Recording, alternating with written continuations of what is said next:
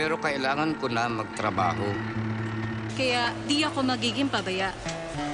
Di matigas ang aking ulo. Iingatan ko ang aking sarili. Para maingatan ang pamilya ko. Ito ang ambag ko. Ako, Ikaw. Lahat tayo. Sama-sama nating Mayaangat ang bayan. Basta't sama-sama tayo. Sa pag-ingat buhay. Para sa ating hanap buhay. Mas hugas iwas.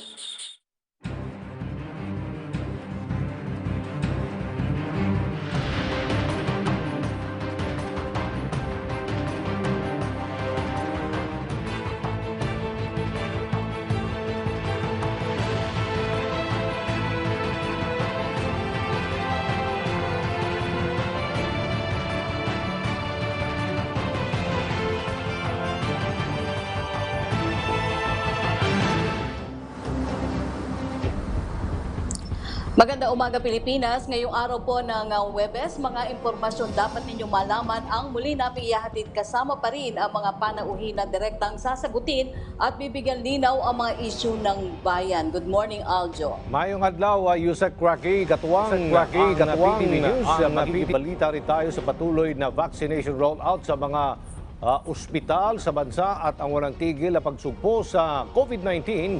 Kaya naman manatiling nakatutok. Ako po si Aljo Bendijo.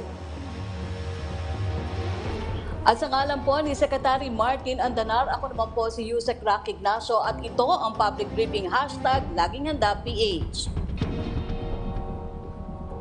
Maya-maya lamang po ay makakasama natin sa programa sina Department of National Defense Secretary Delphine Lorenzana, Dr. Eva Maria Cotionco de la Paz, ang Director of Health Program UP Philippine Genome Center. Kung meron po kayong mga katanungan, mag-comment lamang sa live streaming ng ating programa sa PTV Facebook at YouTube account.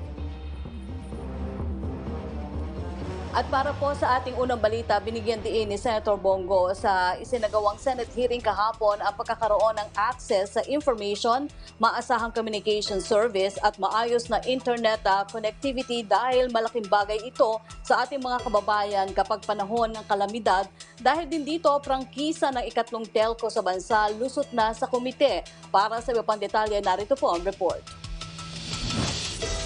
Sinimulan na ng Senado ang pagdinig sa panukalang batas para sa renewal ng legislative franchise ng Mindanao Islamic Telephone Company na kilala ngayong Dito Telecommunity Corporation. Sa kanyang talumpati, giniit ni Senador Christopher Go sa Senate Committee on Public Services at Ways and Means Committee ang pagsuporta sa House Bill No. 7332 na nagbibigay prangkisa sa Dito Telecom.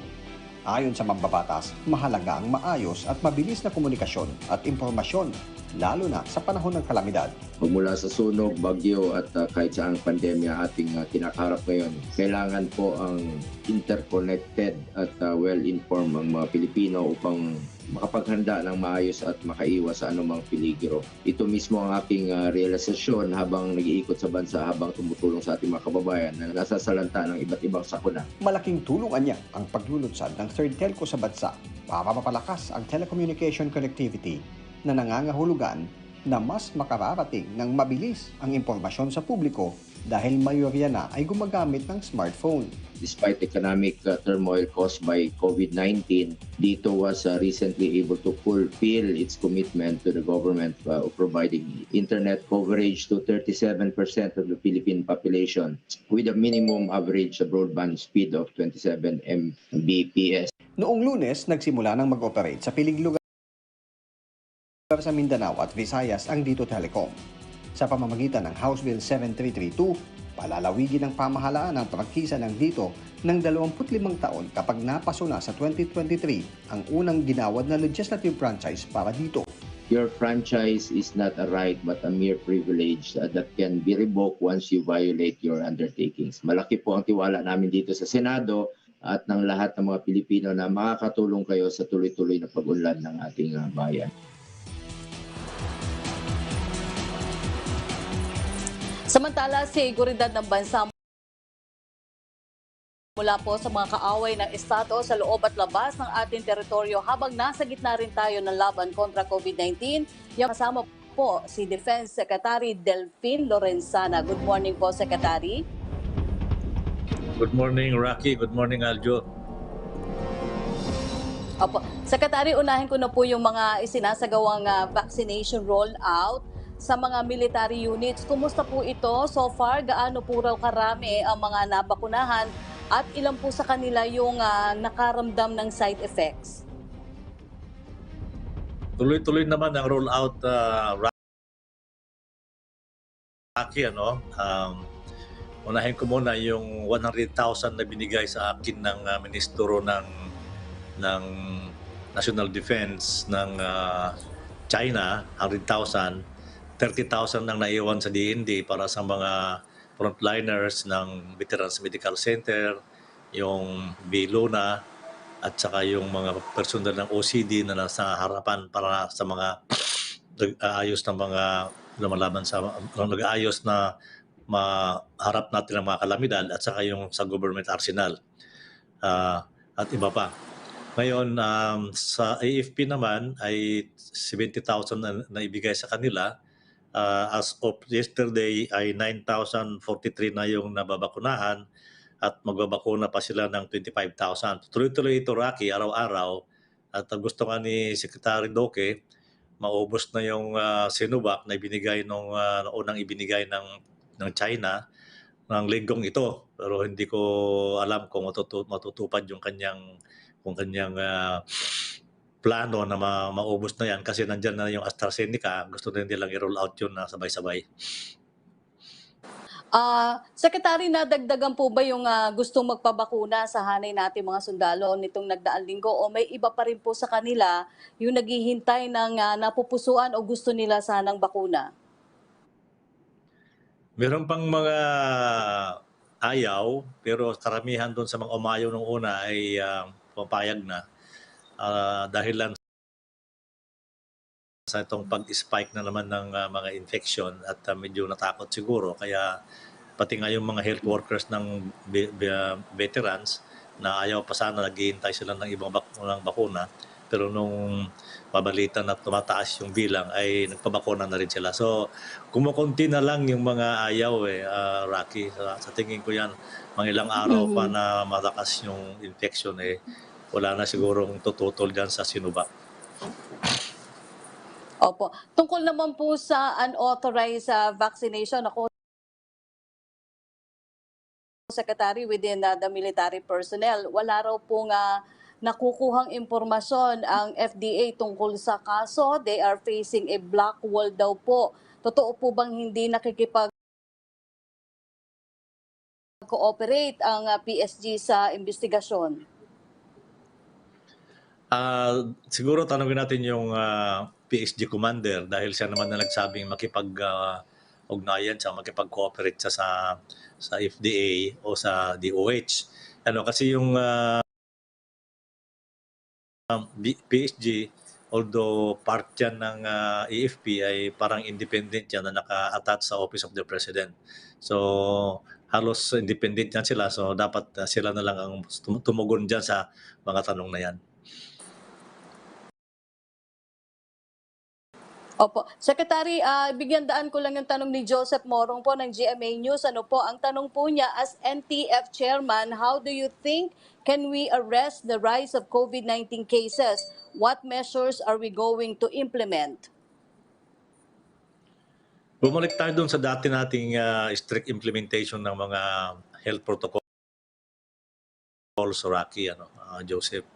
Kasi siguro itong mga tao dahil na-maintain natin yung mga about 1,000 lang yung daily cases, new cases for the past month, mukhang nag-relax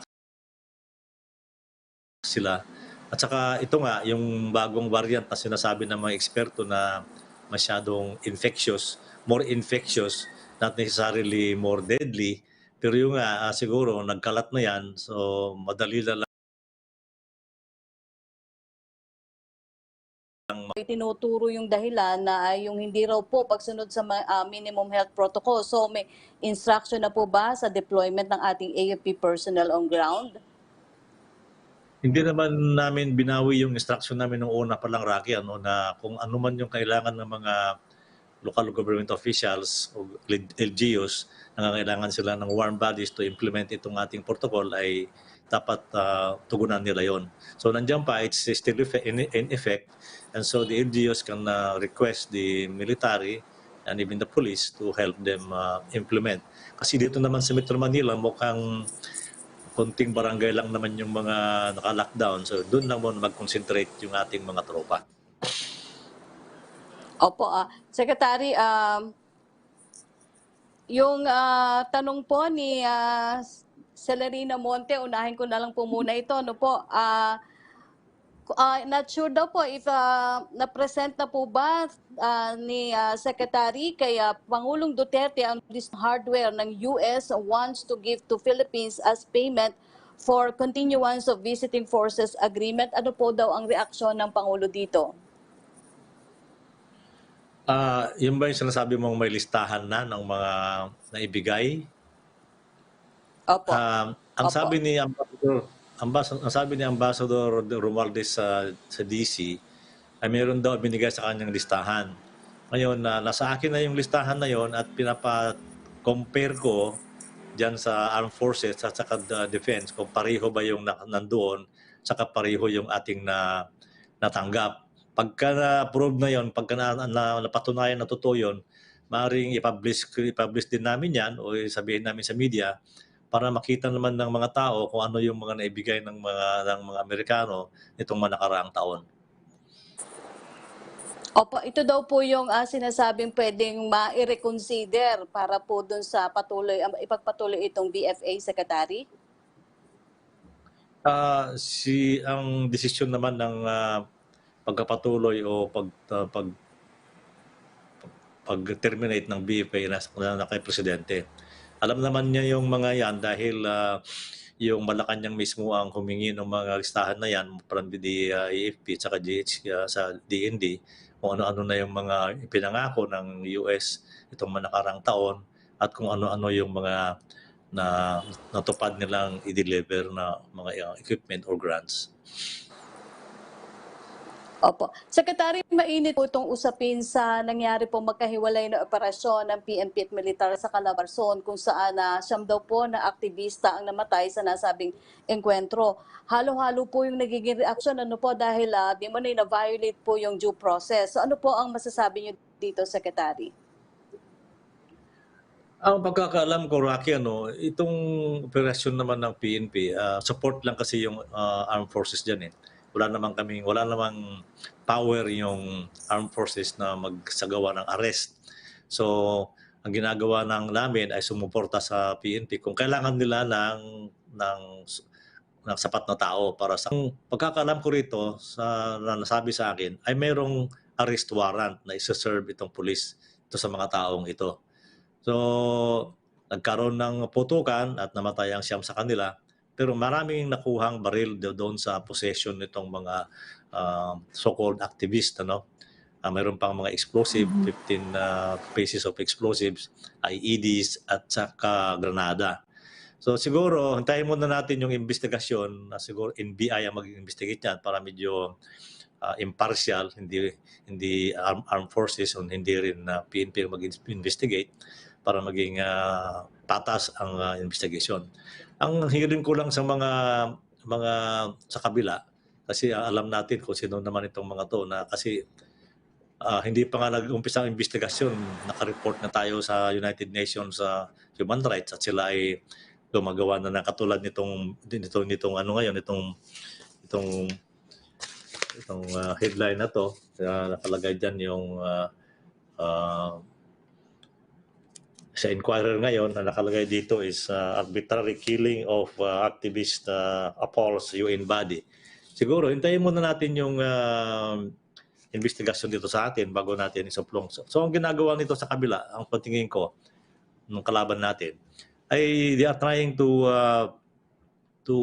preempt the investigation and paint us to be in the wrong or na nagkamali tayo. So hintayin muna natin let us settle down and wait for the result of the investigation and Naniniwala naman ako kung sino yung mga nagkamali dyan ay mapaparusahan, either they are PNP or they are armed forces. Opo. Secretary, sa usapin naman po ng shoot to kill order ni Pangulong Rodrigo Duterte versus armed communist na kinumpirma rin po ni General Esperon dito rin po sa Laging Handa. Ano po, ito po ba daw ay ini-implement na ngayon ng ating mga tropa? In a way, yes. Kasi yan there are two sides of that pronouncement by the President. Alam mo, Rocky, itong NTF-ILCAC na it was the creation after yung EO70 to end local insurgency, yan ang result ng decision ni Presidente ng mga 3 years ago na ang sabi niya, instead of fighting the communist, bakit hindi na lang natin sila bigyan ng livelihood, bahay, at saka yung mga benefits para sila kasalukuyan ay mayroon ng about more than 20,000 na mga former rebels ang nag-surrender, Rocky. Ngayon, yung kanyang utos na shoot to kill ay yung mga ayaw bumaba at lumalaban pa rin sa gobyerno. Armado, handang pumatay din, lumalaban sa mga tropa natin, either police or military. Di anong gagawin ng military at saka police kung hindi gantihan din sila, barilin din sila. Yun ang ibig sabihin ng kanyang shoot to kill. Opo. Secretary, may pahabol lang pong tanong si Celerina Monte about VFA. Ano po, satisfied po ba daw ang DND sa binigay ng Estados Unidos na listahan? Marami silang naibigay, Rocky, na in due time we will publish the list. Marami. Kasi ang ginawa naming listahan ay yung mga binigay mula noong 2010 hanggang ngayon. So 10 taon yan, marami talaga. Kahit sabihin natin mula nung nag-umpisa yung termino ni Presidente Duterte, ay pwede kong yun na lang muna ang ipalabas ko para makita naman ni Presidente at saka ng mga tao kung ano na yung naibigay ng Estados Unidos sa atin compared sa mga ibang bansa na nagbigay din. Secretary, kaugnay naman po sa mga kababayan natin mangingisda po sa West Philippine Sea, may reports po ba kayong natatanggap na di umano'y panghaharas simula nung maging effective since February 1st yung Chinese Coast Guard law na kung saan po ay pinapayagan yung paggamit ng military weapons sa mga foreign vessels na namamataan po nila sa kiniklaim nilang area? Meron tayong natanggap na report nitong mga nakarang buwan, Rocky, na umano ay may harassment. Katulad niyang pinapakita ngayon sa na may barko, mayroong mga bangka nating pangisda at sa malayo ay ang barko ng China. Pina-confirm ko ito sa Western Command, ay hindi naman nila ma-confirm kung totoo yun o hindi. Although naniniwala naman tayo sa sinabi ng ating mga mangingisda, hindi naman natin minamaliit yung kanilang report. Ang ginawa natin ngayon ay paigtingin natin ang ating patrolya dyan ng ating Coast Guard at saka ating military para naman kung mayroong mga ganyang insidente ay makakatulong sila o makaka-assist sa mga suliranin ng mga mangingisda. Hindi lang sa panghaharas ng mga China, kundi pati na rin sa mga accidents na kanilang masagupa dyan sa West Philippine Sea. Opo. Sa pagmamagandang loob po na ipinapakita po ng China daw sa bansa, gaya po ng donasyon nitong bakuna, sa palagay niyo daw po, maaari po ba itong makaapekto sa relasyon ng bansa at ng China dito sa pinag-aagawang teritoryo sa West Philippine Sea? Palagi ko naman hindi, Rocky, dahil separate naman yun eh. Hindi naman siguro sinasabi ng China na bigyan namin kayo dito at amin na yung West Philippine Sea dahil na hindi natin ibibigay yung atin dyan. Meron tayong dalawang dokumento na nagpapatunay na yan ay atin, yung UNCLOS ng 1981 at saka yung arbitral ruling ng 2016. So we have two documents to prove that the West Philippine Sea is meron tayong sovereign rights dyan sa West Philippine Sea. So hindi yung kasama din siguro sa magandang loob sila siguro para tulungan tayo dahil marami silang mga vaccine na pwede nilang ibigay. So yun lang. I don't think there is something a strong strings attached there. Some people might think that. Pero sa tingin ko naman ay sa nitong mga nakarang taon ay marami namang ibinigay sa atin ng China at wala naman tayong naririnig sa kanila na nakatumbas or something in return. Opo. Secretary, may pahabol pong tanong si Pia Gutierrez ng ABS-CBN. If I may, babasahin ko na po. Ito po ang tanong niya. Reaction daw po sa panawagan from the Senate for the removal of General Parlade as spokesman of the NTF-ELCAC because they say that his designation is a violation of the Constitution. They noted daw po Article 16, Section 5, Paragraph 4 of the Constitution that states that no member of the Armed Forces of the Philippines in active service shall at any time be appointed or designated in any capacity to a civilian position in the government. Mukhang ano dyan mukhang very complicated itong issue na to, Rocky, ano? Dahil itong National Task Force ELCAC ay creation ito and talagang ang tukoy talaga nito is to end local communist insurgency. Okay, ay yung AFP. So kami ang nandyan. We are involved there. Kung tanggalin mo yung General Parlade, ay tanggalin mo na rin kami dyan sa yung armed forces. Ibig sabihin, yung armed forces walang pakialam dyan sa NTF-ELCAC. Which is na kapatupad niyan, yung ibang mga ahensya ng gobyerno ay support lang sa amin yan. Yung DPWH, lahat na, DOE, main effort, and the main effort is being led by the PNP and the AFP.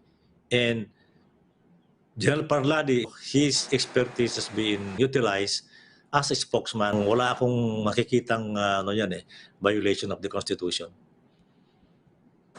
Okay. Maraming salamat po, and the Secretary Delphine Lorenzo. Mabuhay ka rin kayo dyan sa PTV4. Thank you, Secretary. Samantala, pagbabakuna sa health workers ng San Juan Medical Center, Gazanica, nagsimula na. Alamin natin ang detalye mula kay Bea Bernardo. Bea. Sinimulan na ng lungsod ng San Juan ang ikalawang vaccination ng lungsod. Nagtungo ngayong araw dito sa San Juan Arena ang mga medical frontliners ng San Juan Medical Center. Nasa mahigit 100 health work AstraZeneca. Kabilang nga sa Ramon Marin, ang Chief of Clinic ng San Juan Medical Center. Ayon sa kanya, ikinagagalak niya na mabakuna at hinihikayat niya ang mga kasamahan na magpabakuna na rin. Kwento niya kasi ilang health personnel ang nangangamba pa rin dahil sa posibleng epekto ng bakuna. Pero ginagawa naman ang paraan ng lokal ng pamahalaan ng San Juan na sa visa ng bakuna. Sa ngayon ay nasa mahigit 700 na ang bakunahan sa lungsod at tuloy-tuloy ito hanggang sa mabakunahan lahat ng health workers at susunod naman ang iba pang nasa priority list. Samantala, nagsimula na rin ang pagpapatupad ng curfew sa lungsod. Ito'y dahil na rin sa tumataas na bilang ng COVID-19 cases sa San Juan. Sa kasalukuyan, nasa 140 liban sa curfew, ipinagbabawal na rin muna ang pagpunta sa pinaglabanan shrine para mag-jogging at mag-exercise. Hinihikayat din ng residente na iwasan ang pagkakaroon ng mga pagtitipon-tipon o gatherings upang hindi kumalat ang virus. Aljo. Bea. Naigting pa ng Parañaque City ang mga hakbang nito kontra COVID-19. Ito po ay matapos maitala sa lungsod ang 3 South African COVID-19 variant cases. Kabilang sa mga ipinapatupad ay ang mas pinaaga at pinahabang curfew hours. Natin mula kay Luisa Erisper. Luisa? Yusek Rocky, 2 executive order nga ang inilabas ng lokal na pamahalaan ng Parañaque City para mas pag-igtingin pa ang pagbabantay ng naitala ng positibo sa South African variant dito sa Parañaque. Sa Executive Order 2021-15 ni Parañaque Mayor Edwin Olivares, hinigpitan pa ang pagpapatupad ng curfew hours sa Parañaque City. Epektibo ang curfew hours simula alas 10 ng gabi hanggang alas 4 ng umaga. Exempted naman sa curfew ang mga may trabaho basta't may dalang ID, gatherings, Ibig sabihin, bawal na ang pagsasama-sama ng mahigit 10 katao at bawal na rin ang family reunions. Ang mahuhuli, aaresto ng kautusan na mapababa ang kaso. Labas kasi sa obserbasyon ng LGU na mabilis ang pagtaas ng kaso. Mula sa 140 cases, lumobo na sa 5 cases sa Parañaque sa loob lamang yan ng 2 linggo. Giit naman ang command center ng barangay na executive order ng lokal na pamahalaan protocol noon at hindi na protocols. Samantala, pinaigting na ribaklaran matapos may isang kaso ng South African. May ilang iskinita o Pasay at Parañaque para hindi na makapasok ang mga ibang residente ng Pasay. Isa daw kasi sa nakikita nilang posibilidad, may nakasalamuha o nanggaling ang residenteng nagpositibo sa South African variant mula sa Pasay kaya ito nahawa. Sa ngayon, ang bukas lang na kalsada natatagos ng Pasay dito sa Barangay Baclaran. Ang 2 pang kaso ng South African variant ay nakita naman sa Barangay Sun Valley at Barangay Don Bosco. Kaya naman, mahigpit pa rin ang pagpapatupad ng health protocols at ang contact tracing sa 2 barangay. Yusek Rocky, kanina ay sinabi din ni Mayor Edwin Olivares na magkakaroon naman ng pagpupulong ang members mamayang alas 5 nga yan ng hapon para pag-usapan o unified na ang curfew hours sa buong National Capital Region. Yusek Rocky. Salamat sa iyo, Luisa Erispe. Wala patid ang pamamahagi ng ayuda para sa mga kababayan natin biktima ng kalamidad saan man sa bansa. Kamakailan, binisita ng mga ahensya ng Bongo ang mga taga Pulangi, Libon at Daraga sa Albay para mag-abot ng tulong sa halos 2,000 mga residenteng soy nung nakarang taon. 3 buwan na ang nakalipas, buhat ng manalasang bagyong Tisoy. May mga residente pa rin sa lalawigan ng Albay ang mga nagiba nilang bahay. Nung bagyong Tisoy po, nadat na bahay, mga gamit na lang. Hindi ko man mapayos kasi solo parent nga ako. Mga kabuhayan namin, sira lahat, kaya hirap na hirap po kami. Ang iba sa kanila, labis ding naapektuhan ng COVID-19 pandemic. Nung wala po pong COVID, nagtatrabaho po ako sa construction po sa Quezon City. Nung nagka-COVID po, nawalan po ako ng trabaho. 4 na araw, inikot ng outreach team ni Senador Bongo ang mga bayan ng Pulangi, Libon at Daraga para marating ang mga pinakamahihirap na residenteng sinalanta ng kalamidad at naapektuhan ng pandemic ang pangkabuhayan. Nariyan ang mga grocery, pagkavitamins, bike, sapatos at ang DSWD, National Housing Authority at iba pang ahensya ng pamahalaan ay may hatid ding tulong sa mga... At nagbigay ng tablet po, magiging gabay ito para sa pag-aaral na aking anak. Unang-una po, pagawa ko po yung bahay, mga materyales, at saka po yung para yung mga bata hindi na masyadong mahirapan sa higaan. Ang nauna kong naisip bilhin yung bubong para hindi namin tulungan. 160 na mga benepisyaryo ang natulungan. Ang iba sa kanila, handang magpabakuna kapag nariyan na ang bakunang ilaan para sa kanilang bayan. Opo, ang papabakuna po ako para maproteksyonan po ako. Isa lang sa amin magkasakit, ubos kami dyan. Papabaksin ako kasi para sa mga... Tiniyak naman ni Senador Go na kabilang sa mabibigyan ng libreng bakuna ang mga mahihirap na Pinoy. Huwag po kayong mag-alala, meron na hong bakuna, inuuna lang po ng gobyerno, ang mga frontliners. Pagkatapos po, iunahin natin yung mga mahihirap. Huwag po kayong mag-alala, hindi po namin kayo pababayaan ni Pangulong At para po tulungan tayong mas maintindihan ano nga ba itong mga mutations ng virus at bago mga variants ng virus ng COVID-19. At ano ang panganib na dulot ito sa ating pong kalusugan. Si Dr. Eva Maria Cutyonco de la Paz, ang Executive Director ng University of the Philippines, UP Philippines. Magandang araw po, Sir Aljo. Opo.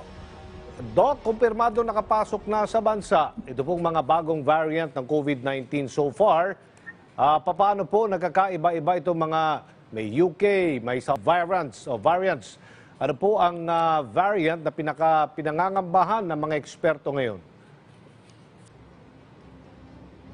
Salamat po sa pagkakataong ito. Liwanag po tungkol sa mga variants, Sir Aljo. No? Opo. Sa mga nagdaang buwan, maraming mga bagong variants ng virus na natuklasan na maaring magdulot ng mga pagbababilidad nitong makahawa.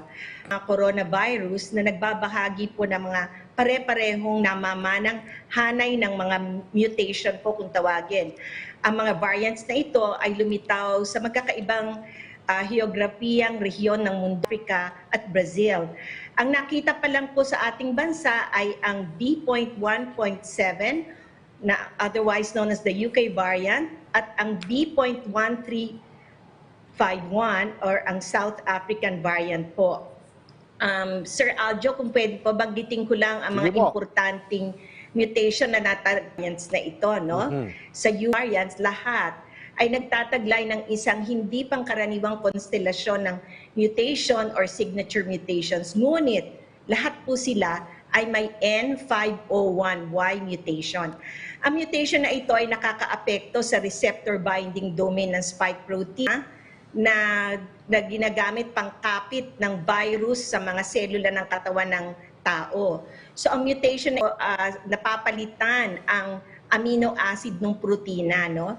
Napalitan ng amino acid na nasa position 501 ng SARS-CoV-2 ng isa pong another amino acid. At ang mutation na ito ay malapit sa dulo ng spike protein. Kaya binago po nito ang hugis ng protina upang magkaroon ito ng mas mahigpit na kapit sa mga selula. May isa pa pong mutation na concerned po tayo, ang kung tawagin ay E484K. Pinalitan naman din po sa position 484 ang glutamate ng lysine. So, tinawag itong isang escape mutation sapagkat nakakatulong ito sa pagtakas ng virus sa mga panlaban sa immune system ng katawan sa pamamagitan ng pagbabago rin po ng anyo nito. Ayon po sa mga eksperimento na mas mataas na serum antibodies ang kinaka-infeksyon sa mga selula ng katawan ng tao. Ang ilang mga bakuna ay epektibo pa rin variants sa mga pagsusuri po. Sir Aljo. Opo, gaano po kabilis ang pag-in ng tao? Ang paggamot po ito, ang treatment ng mga bagong variant ay kapareho lang ba sa original COVID-19? Period ng mga variants sa original COVID-19, no? Susuri po na ginawa na sa UK kung saan unang lumabas ang BIP. Ito po ay may potential na ito ay yung increased transmissibility. Mas madali po siya makahawa. Tinatayang variant na ito. Wala pong pagbabago ang treatment at ang batayan pa rin po ng ating pagkilos sa araw-araw kung paano tayo dapat mag-ingat at ano po ang mga dapat na ilagay nating control measures ay essentially unchanged. Wala pong pagbabago. Kailangan pa rin po natin sundin ang minimum public health standard, shield, paghuhugas ng kamay, physical distancing of dead areas, Sir Aljo. Sa ngayon, alin po riyan ang mas dominant na variant sa bansa?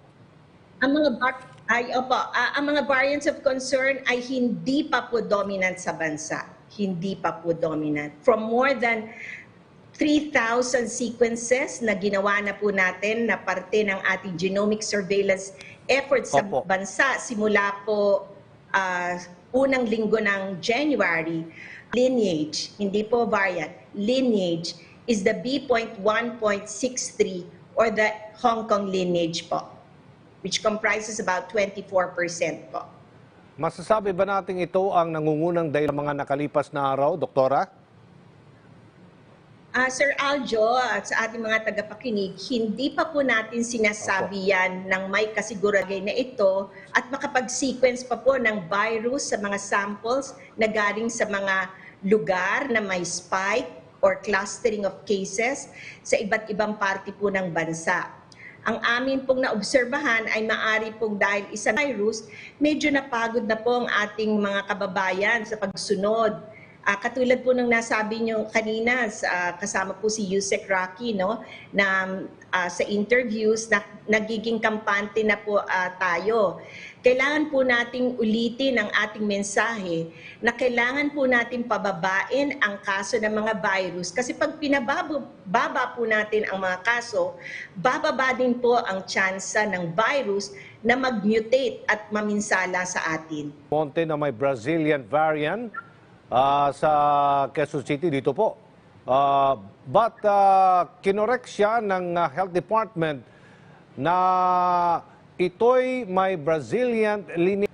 Genome Center ang nag-process po ba ng sample na yon? Kung oo, ano ba talaga ang tamang termino sa kasong yon, Doktora? Apo. Tama po kayo, no? Sa sinabi nyo, kinorek po, wala pa po tayong pinatawag din pong Brazil P.1 variant sa at wala pa. Lineage po ang meron tayo. Magkaiba po ang lineage sa variant. Ang lineage ay subtype po ng SARS-CoV-2 virus na galing sa isang common ancestor or ninuno. Para po itong isang angkan or isang may iba't iba pong pamilya or iba't ibang angkan. Sa loob po ng isang angkan, para pong merong siyang naging sangay or sanga. At nakaipon po ito ng mga mutations na maaring hindi na po katulad nung pinanggalingan niyang main family line, no? Kaya po ito ng mga significant natatawag po silang variant. Nais ko lang po linawin, Sir Aljo, hindi po lahat ng mutation ay nakakasama. Ngunit sama. So, ang virus po, ganyan po ang kanilang pamumuhay. Habang dumadami sila, pwede sila magkaroon ng mga mutation or kung tawagin po natin ay typo errors. Kasi kinokopya po niya ang sarili niya eh. Sa pagkopyang yon, pwedeng pong magka-typo error. Kaya ito po ay upang sila ay mag-survive at maging mas malakas. So habang lumalaki po ang bilang ng mga kaso ng COVID in different parts of the world, nabibigyan po ng ang bawat taong mahahawa sa SARS-CoV-2 virus na muling likhain ang kanyang sarili. So naniniwala po ang mga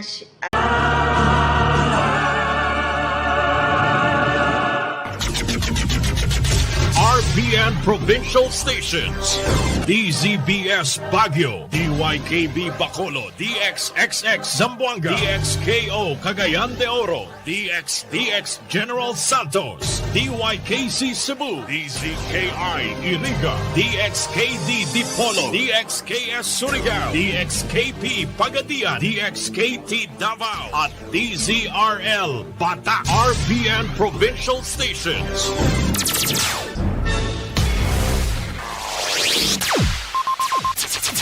Ang pinakaenot sa ringkunada. Puon kay do sa gudgunyan. Minaanduyog sa baga na mamanuaan. Katuwang para sa kauswagan. Sa mga bareta, patas. Sa impormasyon, public service, enot ka. Malalaoman, katotohanan ang sinasarigan. Inina ang bagong Radyo Ronda. DZKI Iriga Radyo Ronda. Ang maugmang kairiba. Madya na.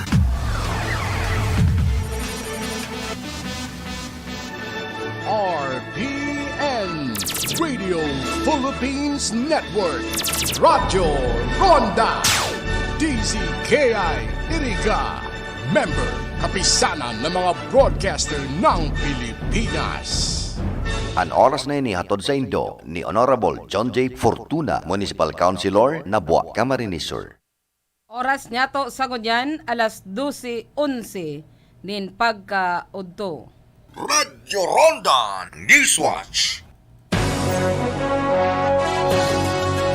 Diyos maray na udto po sa Indogabus. Aldaw na naman kita nin Huwebes.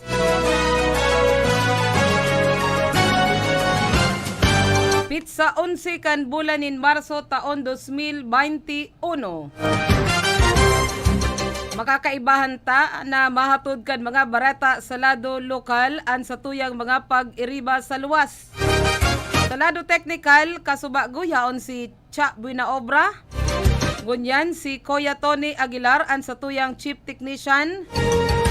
Si Rodel Cesar an information officer. Yaon man si Ma'am Kayla Ligacion Valdez. Si Felix Lagrimas asin man si Tony Saison duman sa transmitter. Ako man po ang sa indong makakaibahan na mahatud kan mga bareta sa pagkaudto. Ini po si Gloria Prestado Bungais. Headlines kita kan mga bareta sa lado lokal. 48 anyos na babayeng tulak kan illegal na droga na taga syudad kan Iriga, arestado kan Balatan PNP kan magkondusir nin drug buy-bust operation. Pambabadil sa sarong senior citizen kan riding and tandem duman sa banwaan kan Bula, Camarines Sur, padagos pa man giraray na pinag-iimbestigaran. Kaso laban sa mag-aama na Elray Migs asinman Luigi Villapuerte na isangat na sa ombudsman, mga kaso kan Villafuerte sa ombudsman nagdadakol. Gobernador Migs Villapuerte kan probinsya kan Camarines Sur sasangatan man in patong-patong na kaso kan tulong alkalde digdi sa probinsya kan Camarines Sur. 17 bagong kaso asinman 24 nakarecover sa COVID-19 sa Bicol na ilista kaso ugma. 13 mga health personnel sa Bicol Medical Center nakamati nin mild reaction matapos mabakunahan nin hali sa Sinovac. 2,110 na mga health workers sa Bicol Medical Center asinman NICC target man na matudukan kan AstraZeneca.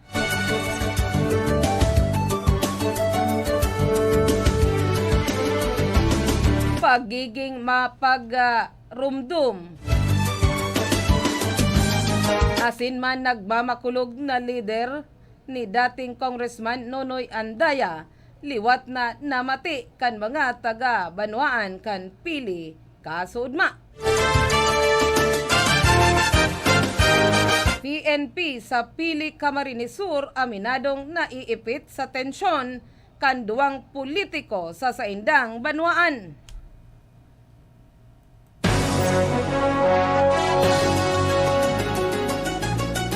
Tres anyos na lalaki na may kasong robbery arestado kan Minalabak, PNP.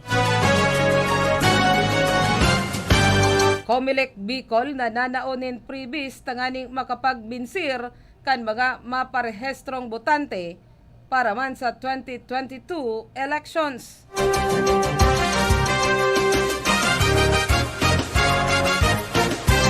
Headlines man kita kan mga barata sa lado nasyonal.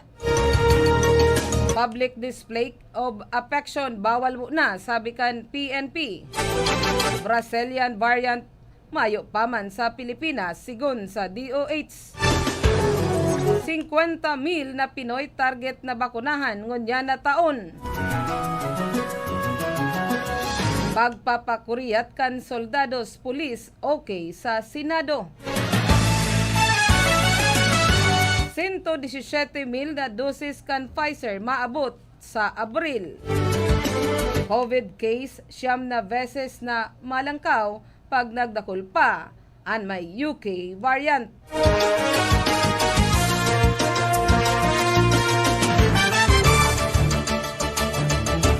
Kalbayog Mayor maski gadan na pinagbabadil pa.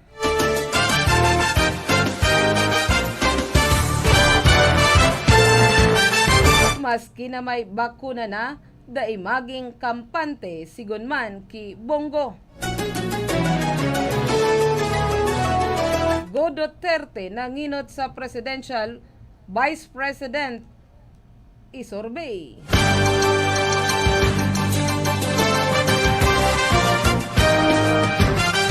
Yan po ang nagkakapera sa nasa mga headlines kan sa tuyang mga barata. Sa barata sa pagkaudto.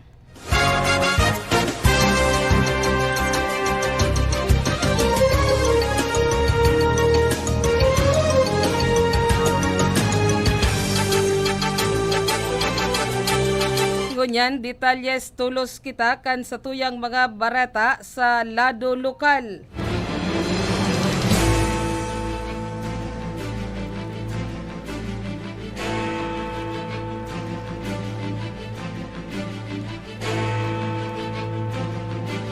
Arestado kaso bagong 1:30 nin maumagahon kan mga operatiba kan Balatan Municipal Police Station. Sa napinanginutan ini ni Police Lieutenant Juni Chris Corba officer in charge kaibahan man ang mga personahis kan Police Intelligence Unit, Camarines Sur Police Provincial Office, asin man kan Camarines Sur 2nd Police Mobile Force Company kan magkondusir nin drug by bust operation sa Suna 1, Barangay Siramag sa Banwaan kan Balatan, Camarines Sur.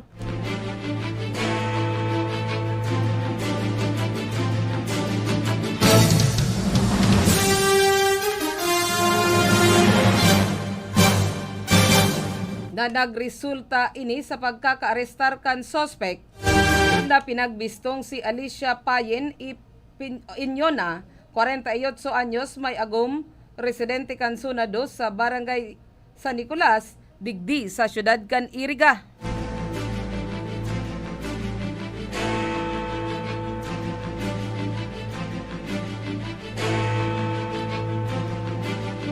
Ang sinambitan ng persona ini kabali sa resumption list na imbwelto sa illegal na droga. Matrayumpong na arestar sa ginibong operasyon kan an pulis na nagsagin-sagin pusher buyer an pabakalan kaini nin sarong pakite na may laog nin white crystalline substance pinagdududahan na shabu.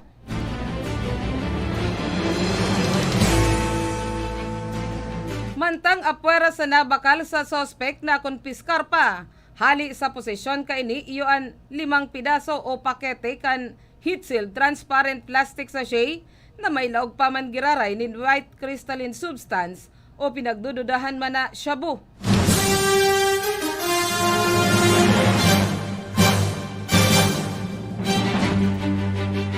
Saro pang 500 pesos na iyong ginamit na mark money kan mga autoridad.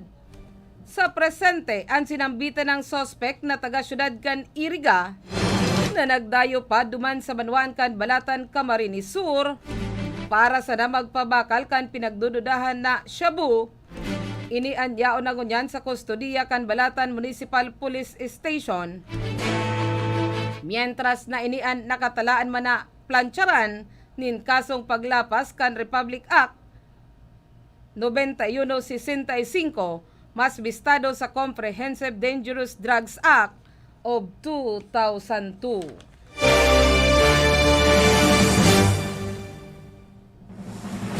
Mientras tanto, padagos man na pinag-iimbestigaran kan mga autoridad ang panbabadil sa sarong senior citizen kan riding and tandem duman sa Banwaan kan Bula, Camarines Sur.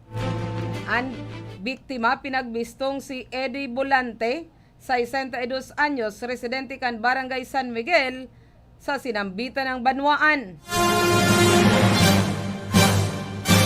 Sigon kay Police Corporal Cecilio Buendia Jr., tagapagtaram kan Bula Municipal Police Station, sinabi kaini na mientras na pinag-aasikaso subuot kan biktima ang sarong customer sa gasolinahan, kan bigla na sanang uminabot ang sarong riding and tandem asin man pinagpaputokan ini kan badil.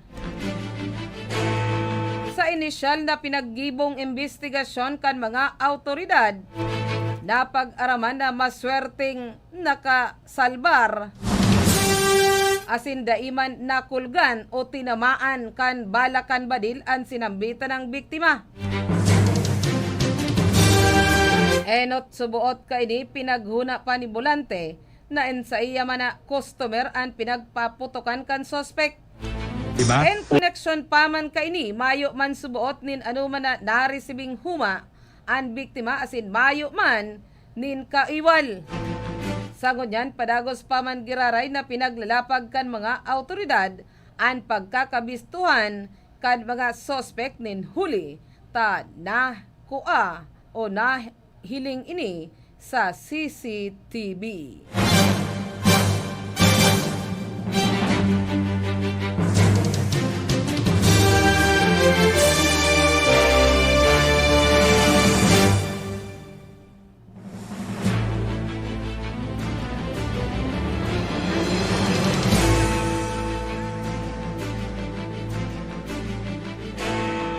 Yan sa iba pang detalyes giraray kita kan sa tuyang mga bareta. Detalyes paman giraray kan barata sa lado lokal.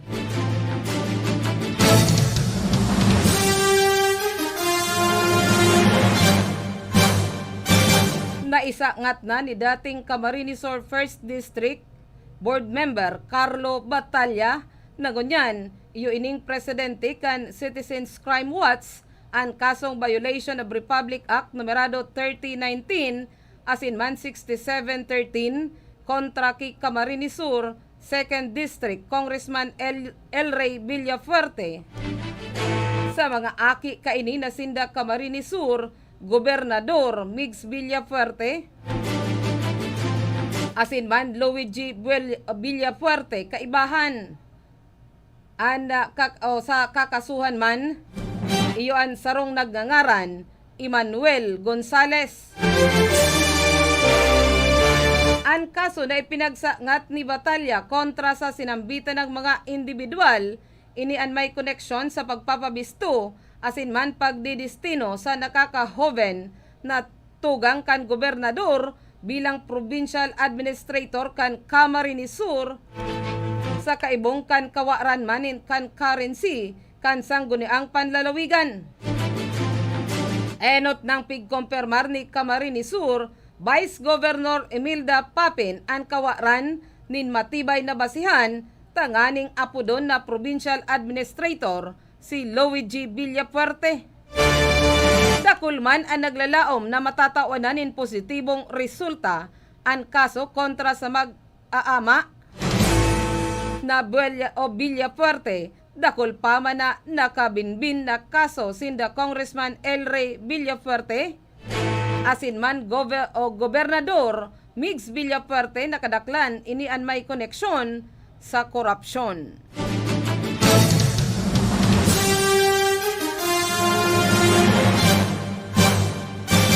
Mientras tanto, sa iba pang detalyes kita kan mga bareta, ang sabi sa Biblia, Mateo 7:12, da imo gibuhon sa iba, kun habo mo man gibuhon sa imo.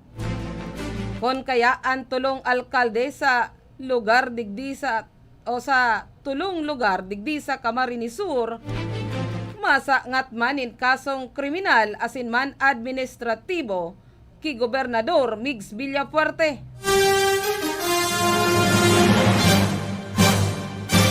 Ang tulong alkalde iniyo sinda Mayor Marcel Fan kan banwaan kan Goa, Camarines Sur, Mayor Tomas Bongalonta Jr. kan banwaan kan Pili, Camarines Sur, asin man si Mayor Madeleine Yorobi Alpilor digdi sa syudad kan Iriga. Ang tulong alkalde nagpahayag na sabay-sabay sindang masangat nin kasong kriminal asin man administratibo sa sinambitan ng gobernador.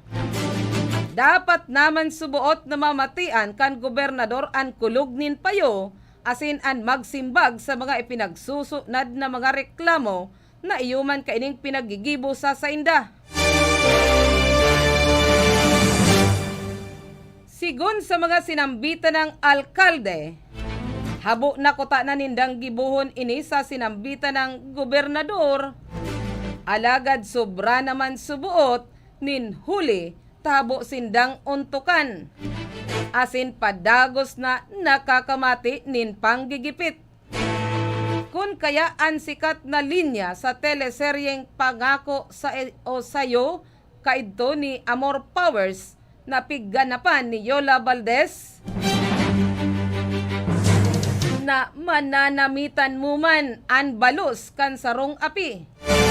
Ini an mangyayari man sa totoong buhay sa sinambitan ng tulong alkalde kontra man sa sinambitan ng gobernador.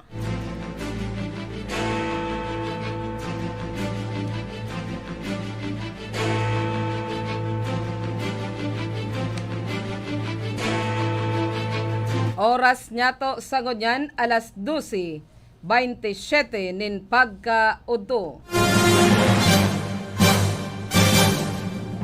Detalyes paman giraray kita kan mga bareta sa lado lokal.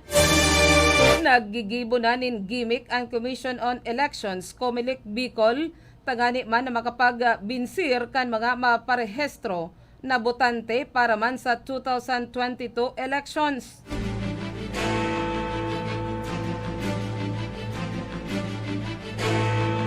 Sigon ki Comelec Bicol Regional o Bicol Director Maria Juana Balisa, pirang opisina kan ahensya ang nagtataunin mga freebies arog na sanakan bracelet, hairpin, wallet, face mask, andis, kulon, asin man wipes. Apwera pa kaini nag-aalok man nin libreng gupit ang mga opisina sa may enot na 10 hasta 20 botante sa pela o pila kan mga maparehistro. Sigon ki Balisa, nagahali mismo ini sa bulsa kan mga election officials ang pinaggamit na kwarta sa sinambitan ng lakdang sa kamautan na makapagtaunin kaugmahan asin man pasasalamat sa mga bagong registered voters. Pig-convincer naman kaini ang publiko na samantalahon na ang previous nin hulita hasta sa aga na sana ini. Parte ini kan sinambitan ng lakdang kan pagsilibrar kan Women's Month ngunya na bulan kon kaya kadaklan sa mga ipinapanaong previous para man sa mga kababaehan.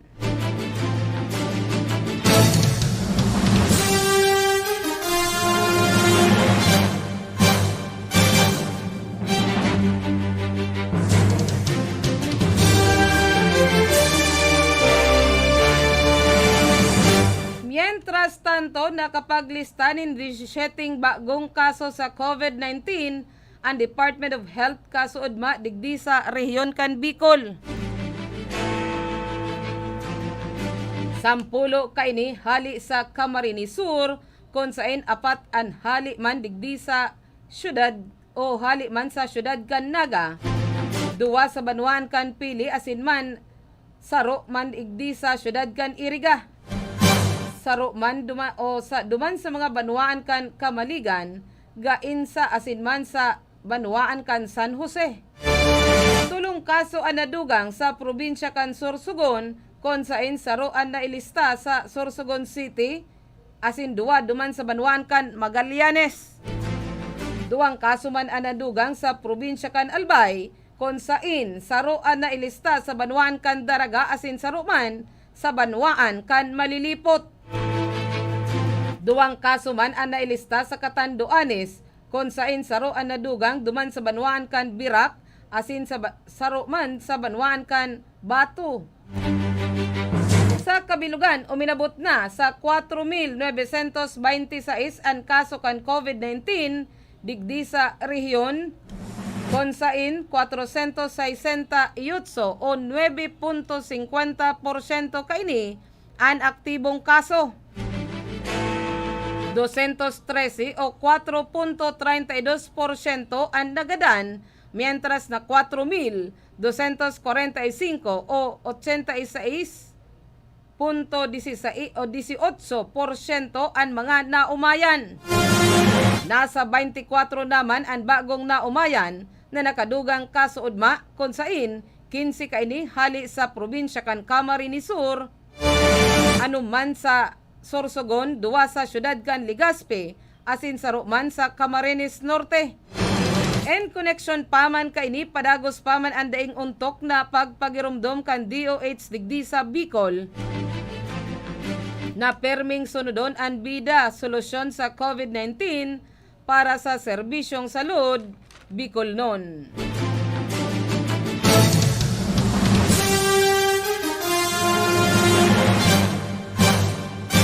Sa pagpapadagos paman giraray kita kan mga bareta, paabutan ko nin maray na udto ang mga masusugid tang paraan tabay sa paagi kan Facebook Live kan RPN-DCKI.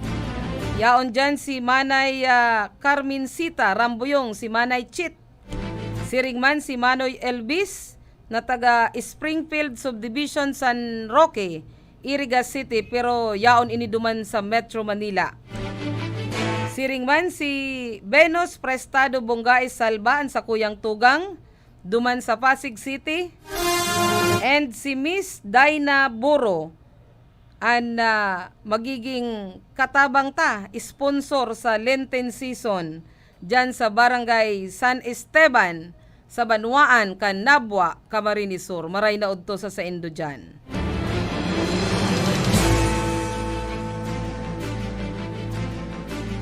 Nagkulog an payo, pig kalintura, nagkaigwanin minor rashes, asin man diarrhea, ang tracing mga health personnel kan Bicol Medical Center sa syudad kan Naga, matapos man matudukan kan Coronavac, kan Sinovac. Ini ang pinagkompermar kan pamayukan hospital sa paagi ni Bicol Medical Center, spokesperson Gisa Miles Milia kompetente. An kamugtakan na ini napag-andaman kan hospital magin kan mga pigbabakunahan. Apwera ka ini mayo naman na nakamati nin labi-labi man na epekto. Mientras tantong nagkaigwana nin free screening asin man finalization kan Bicol Medical Center vaccination team para man sa second round kan pagbabakuna. Urog na kan AstraZeneca COVID-19 vaccine. Sigon ki Dr. Joey Ranyola kan COVID-19 vaccination team na human and point person for emerging and re-emerging infectious disease EID 422 na vials ang pigtagama kaibanaan second dose para man sa Bicol Medical Center asin Naga Imaging Center Cooperative Doctors Hospital o NICC. Ang kada vial para man sa 10 healthcare worker o may saro hasta 10 ratio. 2,110 sa duwang hospital ang target na matudukan. An anuman na brand kan bakuna piglinaw ni Ranyola na pag-vaccinated na, daiman gustong sabihon na 100% ng daita tamaan kan COVID-19, ang syerto subuot may proteksyon na kontra sa malalang epekto kan helang.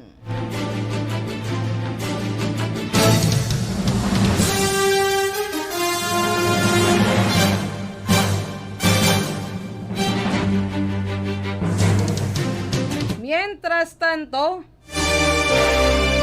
pagiging magirumdom asin man mapagmakulog na leader ni dating Congressman Nonoy Andaya liwat man na namati kan mga taga-Banwaan kan Pili Camarines Sur kasudma.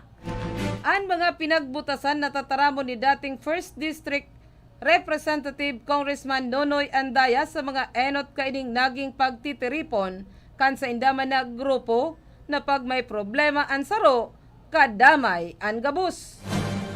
Liwat ining namati kan mga taga-Banwaan kan Pili Camarines Sur kasuudma. Matapos na daiman matios kan dating lehislador na damayan si Mayor Tomas Bungalunta Jr.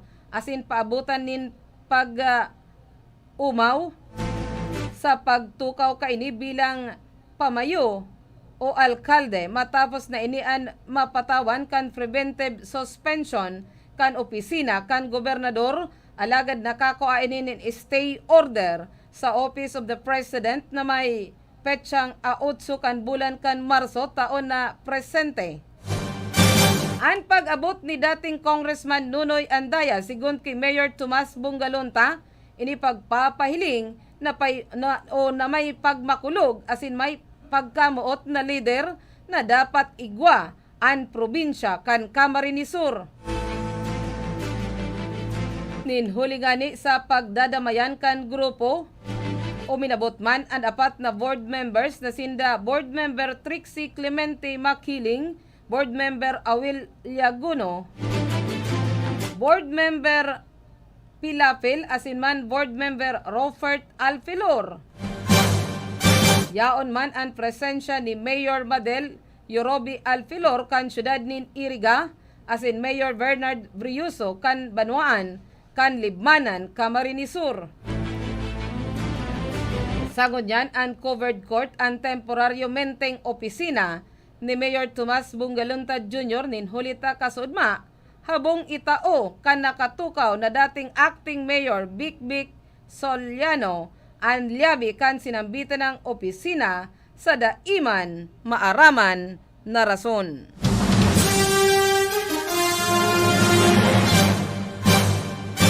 Mientras tanto, nagin palaman kaini sa tinapay asin kaipuhan na panindugan na nasa tahaw sana. Iniman ang nagin pahayag ni Police Lieutenant Colonel Bogard Araw, Pamayukan Pili Municipal Police Station.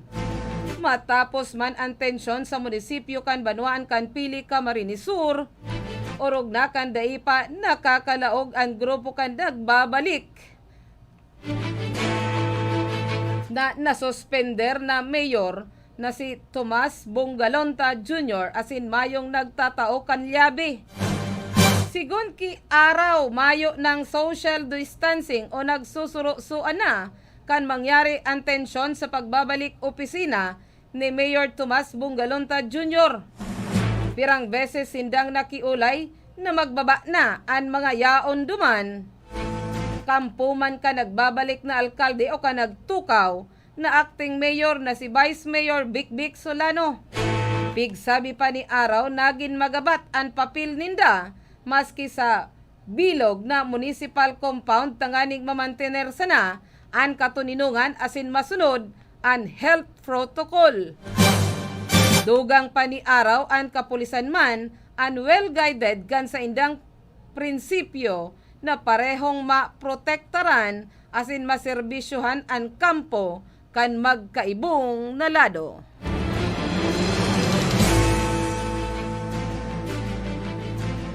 Oras niya to sa gunyan, alas 12:39 nin pagkaudto. Mabualta kita sa iba pang detalyes kan mga barata. Pagkalihis na kan mga pagirumdum. An oras na yan, atod sa Indo ni Mr. Julio Victor Marlo Siguera, President, Siguera Technological Colleges, Irigan City. Para sa edukasyon di kalidad, Siguera Technological Colleges. Ang oras na ito ay hatid sa inyo ng Zenis Garden Landscaping Services, Baaw, Camarines Sur. Ang oras na ini hatod man ni Honorable Frank Bernaldez, Batu, Camarines Sur. Ang programang ito ay hatid sa inyo ni Mr. and Mrs. Freddie Bon and Family, London, England, at ng Casa Dinanoy, Puerto Galera, Oriental, Mindoro. Para sa detalyes, hanapin lang si Madam Marilu Machimora Bon. Mga tugang, ang Office of Civil Defense OCD Bicol nagpapagirumdom kan mga dapat niya tong gibuhon sa panahonin kalamidad. Perming iandam ang pamilya sa anuman na kalamidad asin katibaadan, orog na ang bagyo, linog, pagtuganin bulkan, asin iba pang peligro sa buhay, asin propiedad. Perming magantabay sa radyo, magdalan sa telebisyon, tanganing maaraman ang mga abiso, asin patanid hali sa RDRRMC Bicol. Hali sa PBOX, hali sa Pag-asa, sagkod sa iba pang ahensya kan gobyerno.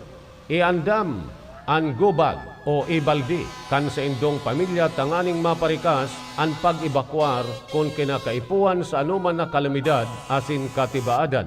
Daiman paglingawan ang first aid kit, flashlight, baterya, radyo, kandila, anpito, posporo, asin iba pang importanteng kaipuhan, arog kan tubig, gubing, asin pagkakan, na kayang konsumohon magdurar nintulo, abot sa 5 aldaw kung magpasiring sa evacuation centers. Tandaan ang mga emergency numbers kan mga autoridad, Barangay Disaster Risk Reduction and Management Council, asin kan lokal na gobyerno, asin magpartisipar sa mga trainings, emergency drills, sagkod iba pang training dapit sa Disaster Preparedness and Response kan OCD Regional Office 5, Provincial DRRM, asin lokal na gobyerno. Ang sa indong Office of Civil Defense sa Bicol bukas 24 oras, 7 aldaw, 24/7, asin nakaandam na magtaonin serbisyo ano man na oras duman sa Camp Simeon Ola, Legazpi City, Albay. Sa pamamayo ni Regional Director Claudio L. Yukot, asin pwede man sindang apudan sa hotline number 052-742-1176.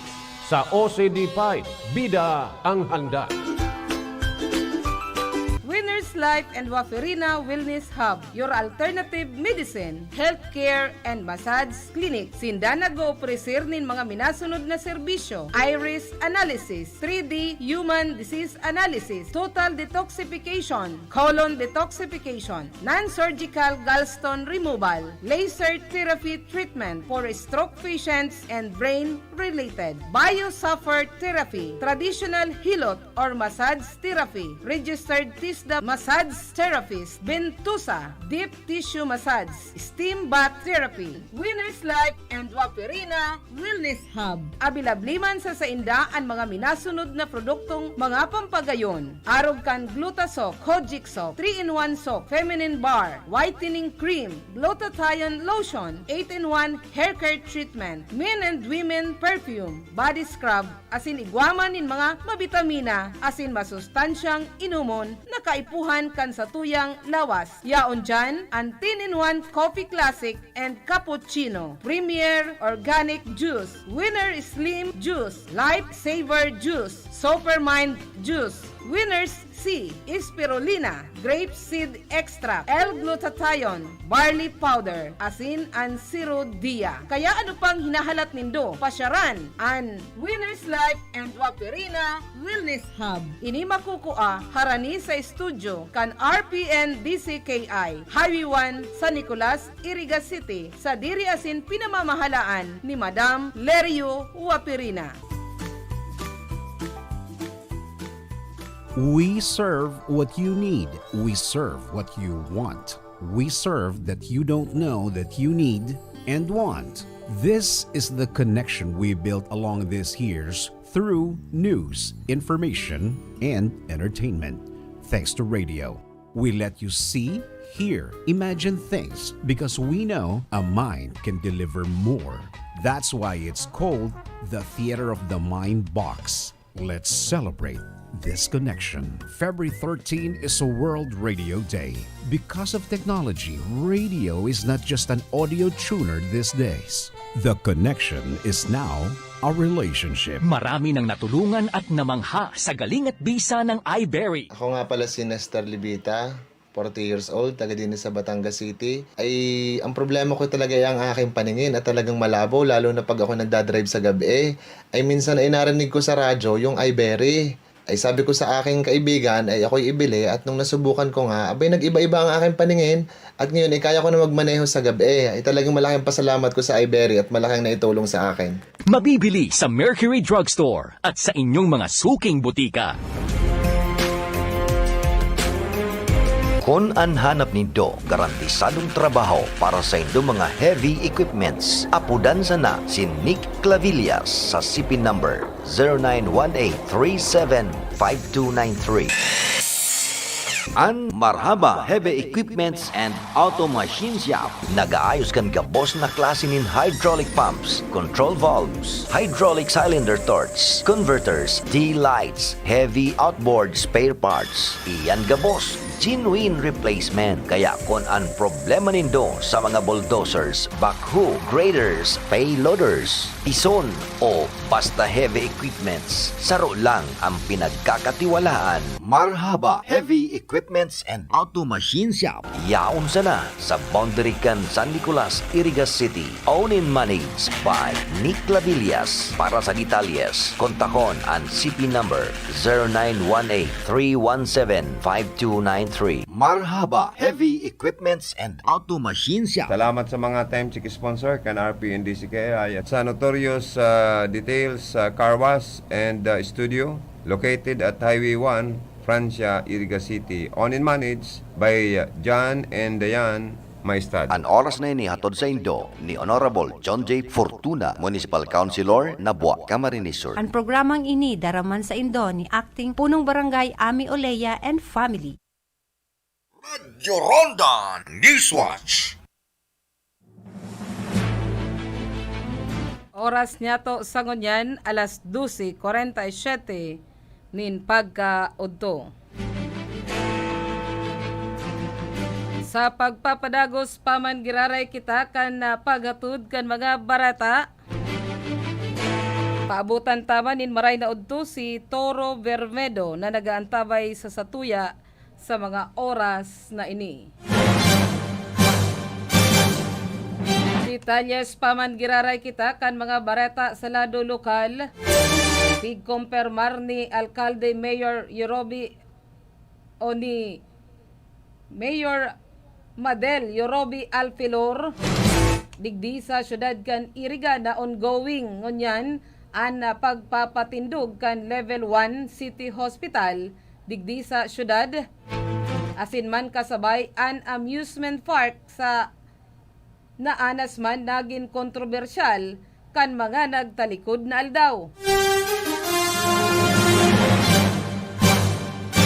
Sa sarong tarpaulin na nakabugtak sa sentro kan Iriga, sinabi kan alkalde an hospital na ini pigpunduhan ni Senadora Laila de Lima na saro man na propyong taga Iriga asin an amusement park ini enot naman na pinagsabi kan alkalde na pinagsasabay niyang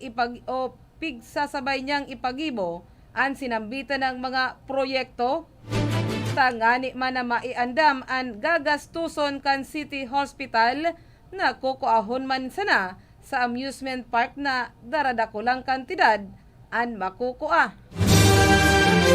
Daiman pigsabi kan alkalde an issue man dapit sa injunction asin TRO na pinagpile kan duwang konsyal digdi sa syudad kan Iriga asin sarong abogado na minaulang sa sinambitan ng proyekto na an maawot kan mga ini. Iyon na inuton ngo na an City Hospital kumpara sa amusement park digdi sa syudad.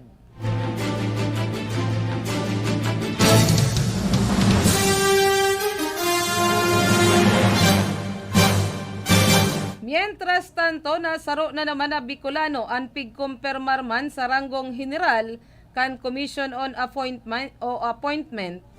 Iniman sa persona ni Brigadier General Gerardo Samudjo, aka Jerry Samudjo kan lumang DCAL na nagikan man sa broadcast industry digdi sa syudad kan Iriga kan dekada 80.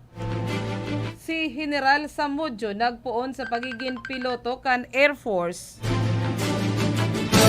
Matapos man ang makalaog bilang engineer na nagtapos sa Naga College Foundation sa syudad kan Naga. Daiman nagin ulang sa iyang appointment asin sulo sa nang pigkompermar kan CA mientras na an iba padagos pa man na nakabinbin asin sa masunod pang simana, ipapadagos ang pagkompermar sa inda, kaibahan na si Lieutenant General Parlade ang pamayukan Southern Luzon Command kan Philippine Army. Ultimong detalyes kita kan na bareta sa lado lokal. Arestado kasuod alas 6:45 nin pagkaaga kan mataymingan kan mga elemento kan Minalabak Municipal Police Station, kaibahan an Police Intelligence Unit, Camarines Sur Police Provincial Office asin man kan 1st Camarines Sur Police Mobile Force Company. Ang suspect na naarestar ini pinagbistong si Willie Ravihe Isola, 33 anyos kan Barangay Malitbog sa Banuan kan Minalabak, Camarines Sur, nin huliman sa kasong robbery with intimidation sa irarum kan criminal case numerado 2017-30539 na pinag-issue ni Honorable Glenda Ramos Reyes Mendoza, presiding judge kan RTC Branch 36 4th Judicial Region duman sa Calamba City, Laguna. Ang sinambitan ng akusado at mayong pigrekomendar na piyansa ang korte para man sa temporaryo menteng libertad kaini.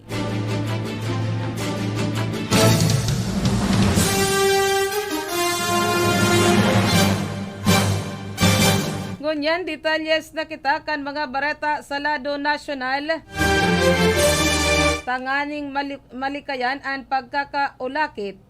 Pinagbabawal mo na ni PNP Chief General Devold Sinas sa mga magka-ilusyon mag-agom, magtugang, asin man magkabarkada, an PDA o public display of affection, asin man an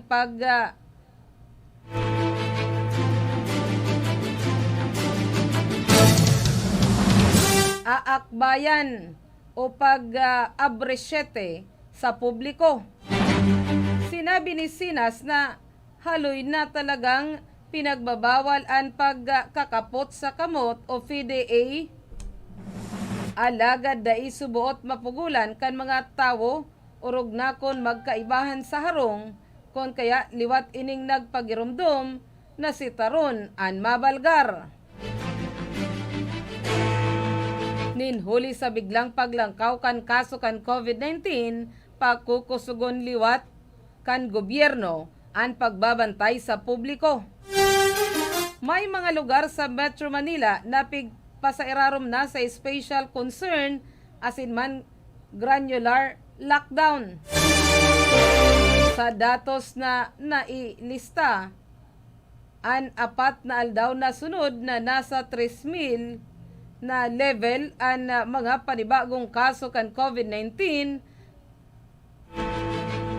sa kabalikan pagpuon kan massive immunization program kan gobyerno kan nakalihis na Marso 1. Sa PNP, epektibo Marso 9, alas 6 nin pagkabanggi, na ilista ang bagong 88 kaso kan coronavirus. 11,165 pa na police personnel ang bubulong, mientras na 32 na ang nagadan. Target kan gobyerno na mabakunahan ada sa 50 milyon na Pilipino ngunyan na taon, sigon ki Secretary Vince Dizon. Sinabi ni Dizon na natanganing maipautob ang pagpapabakuna sa 50 milyon na Pilipino, kaipuhan na matudukan ang nasa 250,000 mientras na 300,000 kada aldaw.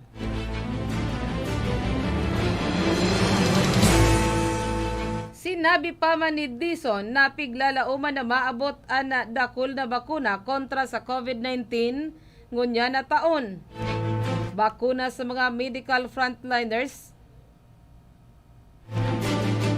kana nakalihis na simana matapos man na mag-abot sa nasyon ang donasyon kan China na gibo kan Sinovac. Nasa 1.1 milyon na doses kan bakuna kontra sa COVID-19 ang nag-abot naman sa nasyon, kung sain 600,000 na doses gibo kan Sinovac asin nasa 500,000 na dosis ang hali man sa AstraZeneca. Pigkompermar pa man ni Dizon na permi man na nakaandam o sa laging handa public briefing na apwera sa 500,000 na doses na Sinovac vaccine, igwa pa man na paabuton na 400,000 na dugang na bakuna.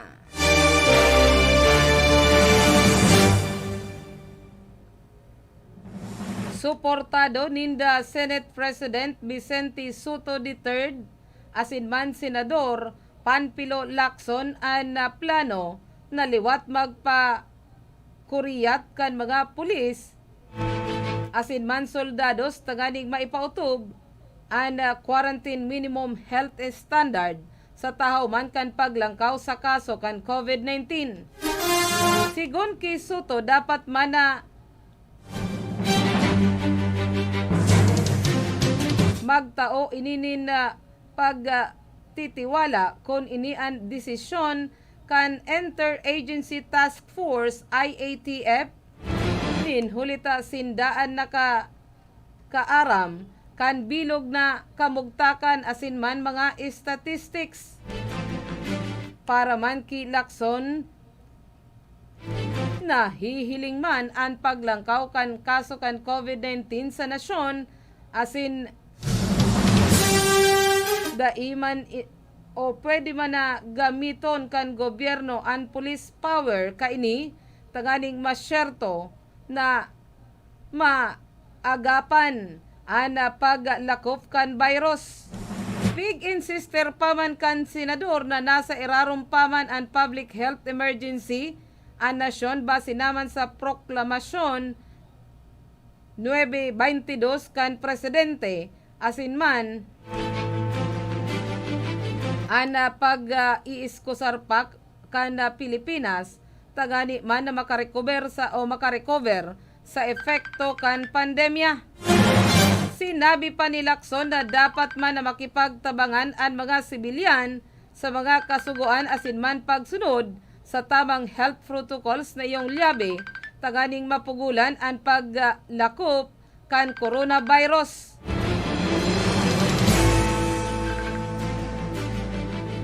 Nainot ng pinagsabi ni Vaccine Sar Carlito Galvez na ikokonsiderar kan ehekutibo na mag-deploy nin mga soldados asin man pulis tanganing mapugulan ang paglangkaw kan kaso kan coronavirus sa nasyon urog na sa National Capital Region o sa NCR.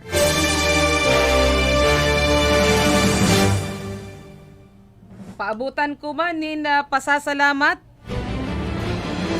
ang mga magiging sponsor niyato sa Lenten season. Si Joji Dasilio, ang licensing officer kan Banuan kan Nabwa, Camarines Sur. Si Mr. Almonte and family kan San Vicente Sur, Iriga City.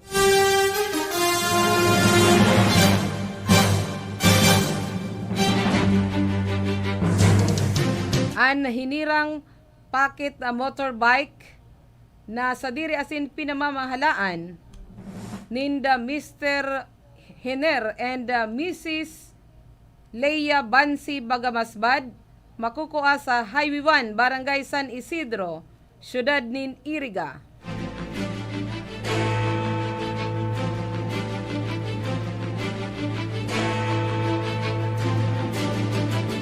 Siring man si Miss Diana Boro and family kan Barangay San Esteban sa Banuan kan Nabwa, Camarines Sur.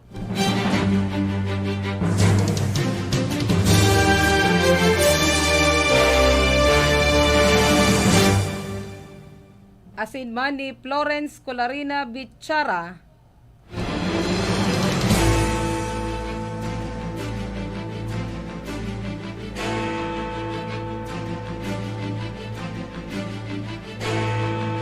And paabutan ko manin maray na odto an masugid niya tong paraantabay si Manoy Efren Camila dyan sa Barangay Santo Domingo, digdi sa syudad kan Iriga.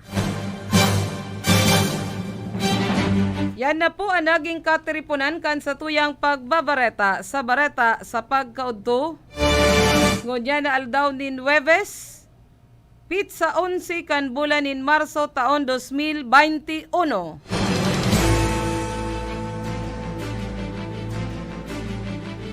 Sa lado technical, nakaibahan ta si Kuya Tony Aguilar, ang sa tuyang chief technician. Si Rodel Cesar, ang information officer. Yaon man si Ma'am Kayla Ligacion Valdez sa opisina. Duman sa transmitter, yaon si Felix Lagrimas, asin man si Tony Saison. Paabutan ko man in maray na odto. Diyan sa tindahan, makusog ang radyo. Sa Springfield Subdivision, San Roque, Syudad kan Iriga. Yaon da si Ate Baby Saulon Cortez. And si Nika Nimo Ipi asin man si Sprite. Ako man po ang sa indong nakaibahan sa pagatod kan mga bareta sa pagkaudto. Ini po si Gloria Prestado Bungais. Diyos mabalos, salamat